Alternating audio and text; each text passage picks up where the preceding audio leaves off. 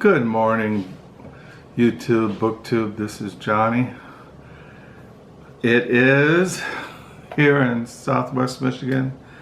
It is December the 4th, 2024. It is 9:07 in the morning. Outside, we have winter. It is cold, snowy, gray, and dismal. And yeah, I am waking up to another day. It is, like I said, it is a Wednesday morning. And I thought what I would do in this video is what I'll be reading in the month of December.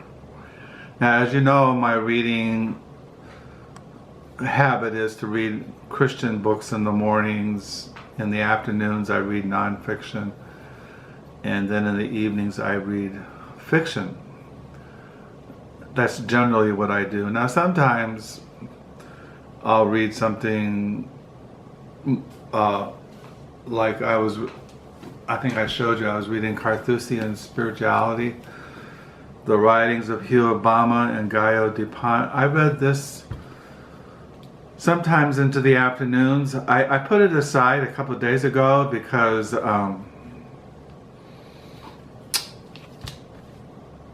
when you read something like this, you want to digest it, you want to contemplate it, you want to think about it.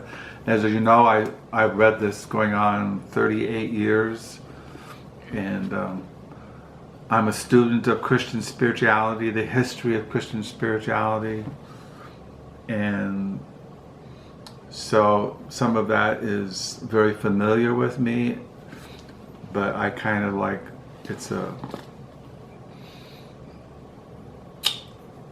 it's kind of like you read things to refresh your memory. So I was reading that. I'm almost done with that. I'm not sure if I'll read the next treatise, which is Guigo de Ponte on contemplation. I don't really know. But I've been reading this in the mornings, not last couple of mornings. Yesterday, I read in the mornings. I've been reading, and I'll be reading, this is like 4 volumes. The Psalms, a Christ-centered commentary. This is volume 2, Psalms 1 through 50. And yesterday I read on Psalm 17. And I read this psalm to my wife this morning because I was thinking about it. Because my wife and I, we've been reading, we read through the New Testament, and then we decided to reread the New Testament again. And we are in the Gospel of Matthew, and something we read yesterday about Jesus going up into the mountain to pray after John the Baptist was beheaded. And I thought this would be the perfect kind of prayer that the Lord would pray after, when he went off to be alone after that John the Baptist was killed by Herod. And but that one verse in Psalm 17 is a good verse, kind of like a good text for a funeral sermon. And it says in Psalm 17, verse 15, "As for me, I will behold thy face in righteousness. I shall be satisfied when I wake with thy likeness." And because we know that once we die as Christians, that we will awake and will be completely conformed to the likeness of God. We will reflect perfectly his divine image. So I've been reading the Psalms, the Christ-centered commentary. My wife and I have been reading through the Gospel of Matthew. We're going to the Gospel of Mark, Luke, and John. So I've been reading that in the mornings, my wife and I, and reading through the Psalms again. I've been reading through the Psalms, I don't know, since my whole Christian life.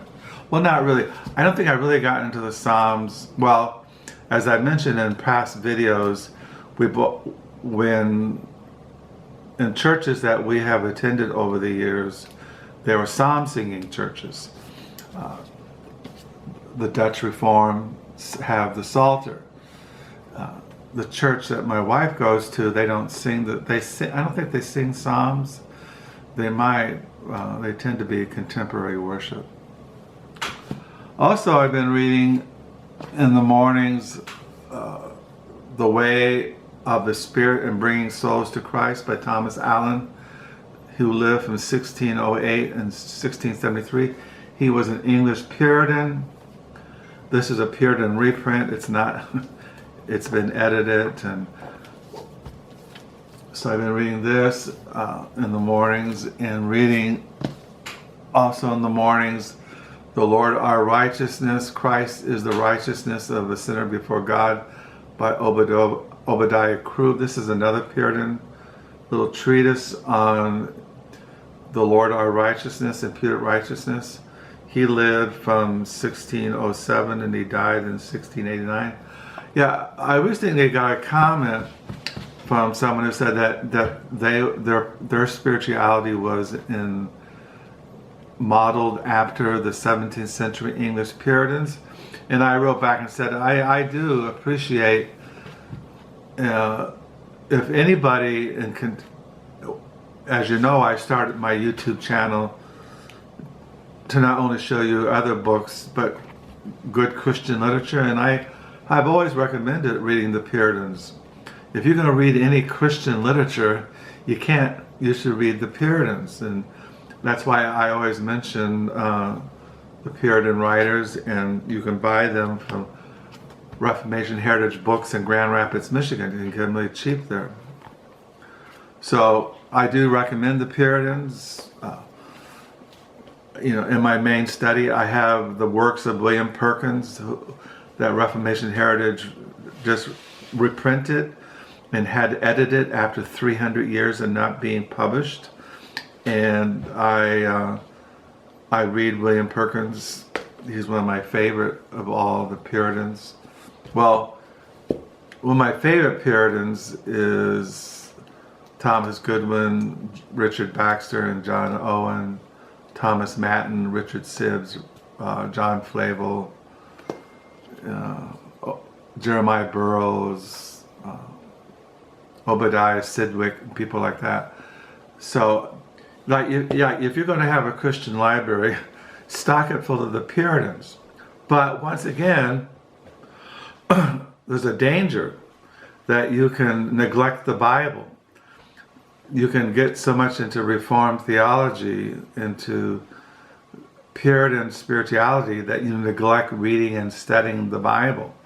So, and also we can learn from the past. There were Christians before the Puritans. I mean, they're the church fathers of St. Augustine, and you have Thomas Aquinas, the great Catholic theologian. You have the Carthusians. When the Carthusians in the late 14th century, there was no Protestantism. There was no Reformation. There was no John Calvin in Geneva. And obviously there were Christians in the 10th century. There were Christians in the 9th century. There were Christians in the 11th century, the 12th century. There weren't just Christians at the time of the Protestant Reformation. And of course we neglected that there were Christians in the East.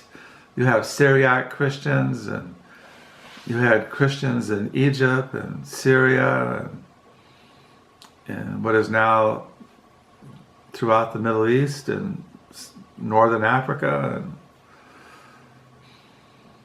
And there were thriving Christian churches, and I have those writings, and I showed some of those as some of my favorite books. Also, I've been reading Distinctive Marks of Saving Faith by Alexander Comrie, translated by Bartel Escherhout. This is even though he was Scottish, Alexander Comrie, he left Scotland and he ministered in the Netherlands in the 18th century, and this is a classic.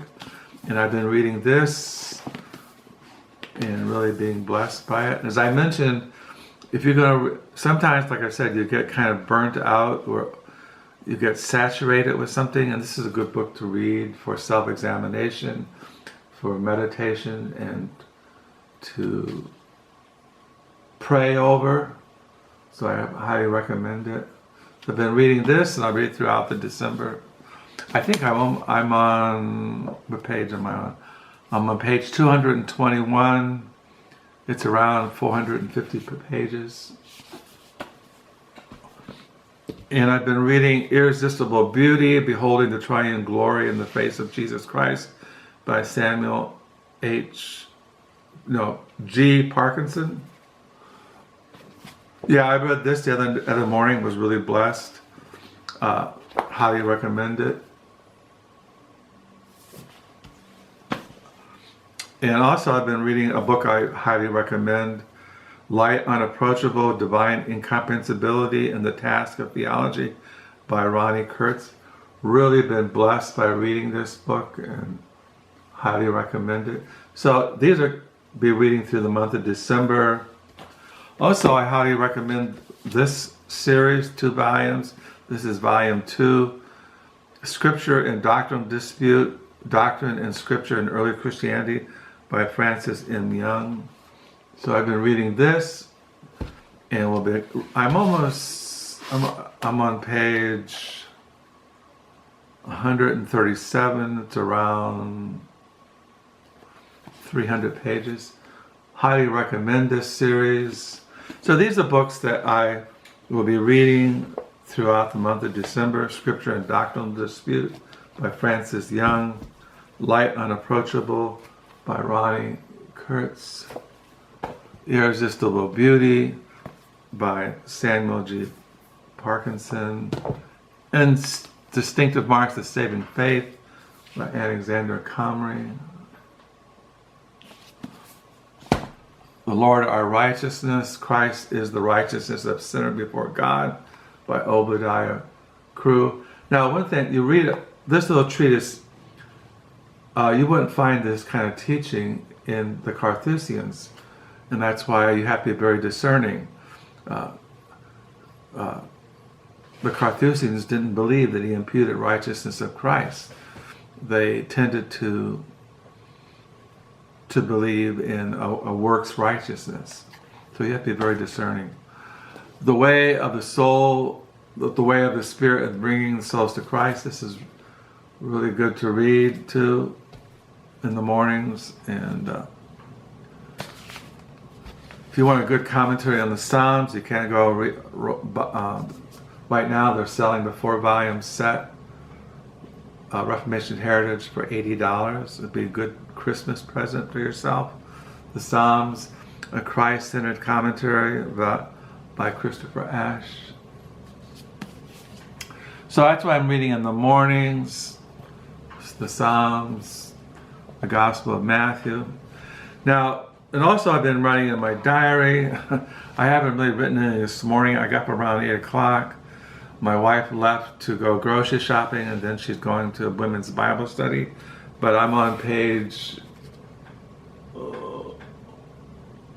1010 this morning.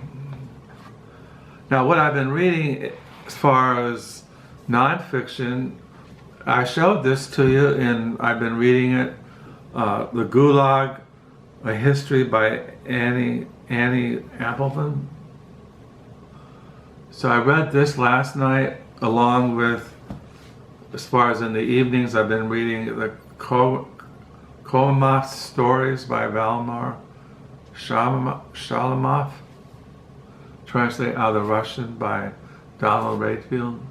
So I've shown this to you, and I've read around, let's see here, 337 pages.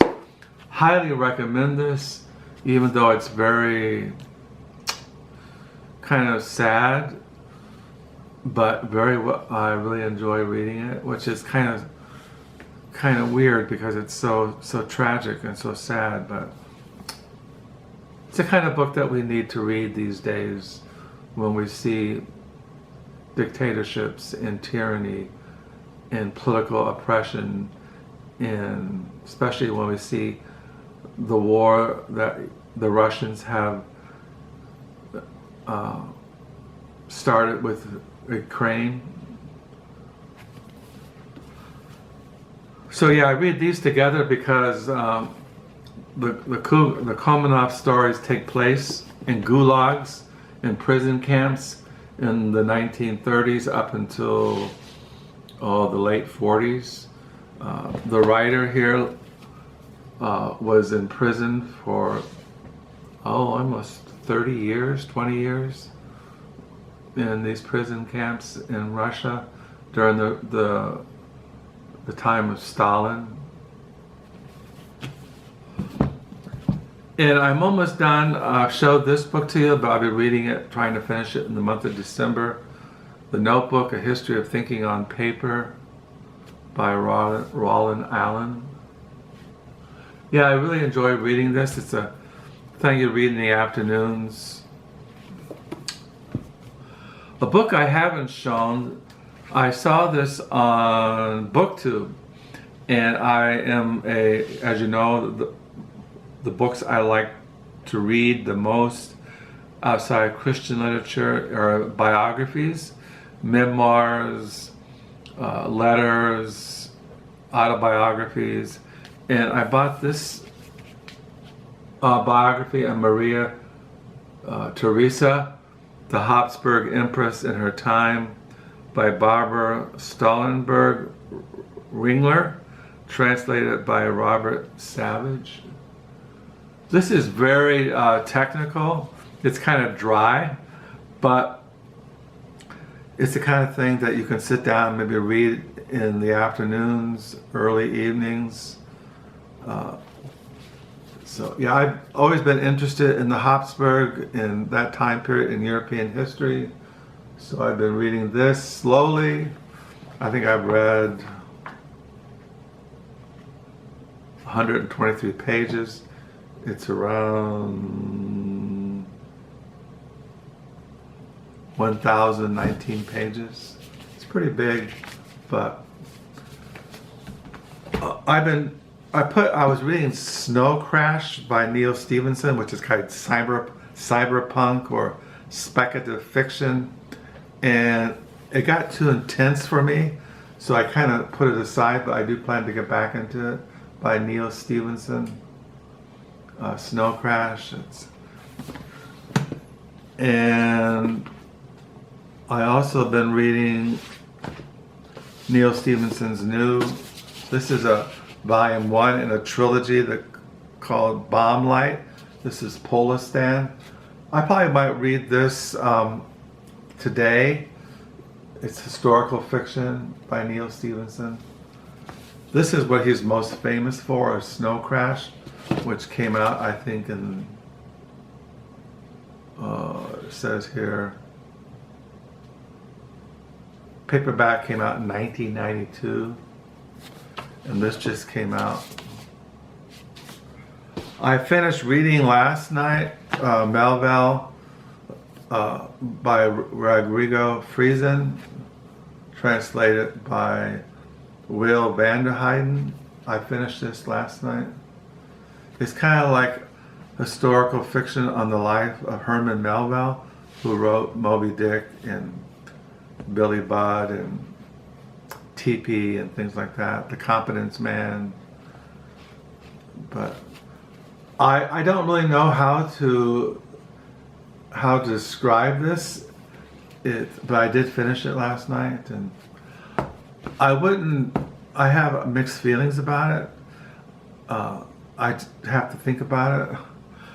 The people who published this book, Open Letters, they have a podcast that they've started, and they're going to be discussing Melville by Rodrigo Fresan, and I plan to look up that today and see if I can get more insights into what this novel or historical fiction is about the Herman Bell. I'm still reading The Assistant. I read this at night when I'm down the lower level by Robert Walsher, translated by Susan Bernsky. Yeah, I'm halfway through it. I read it off and on when I'm down the lower level, along with short stories by Robert Walsher, Little Snow Landscape Stories by Robert Walsher, translated by Tom Walden. So yeah, I read this. They're little short stories.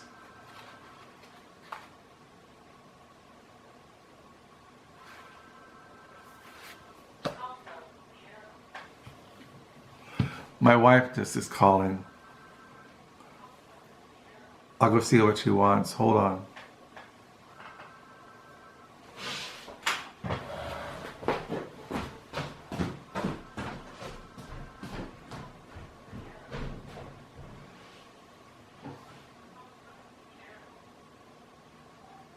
Hey.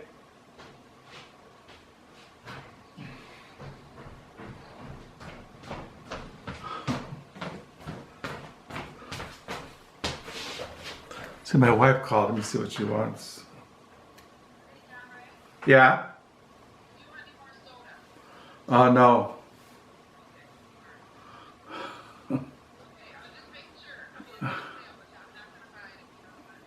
Okay.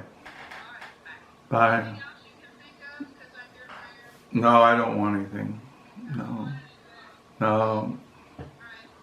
Bye. Yeah, it's my wife calling from the grocery store. See if I wanted any more Diet Dr. Pepper.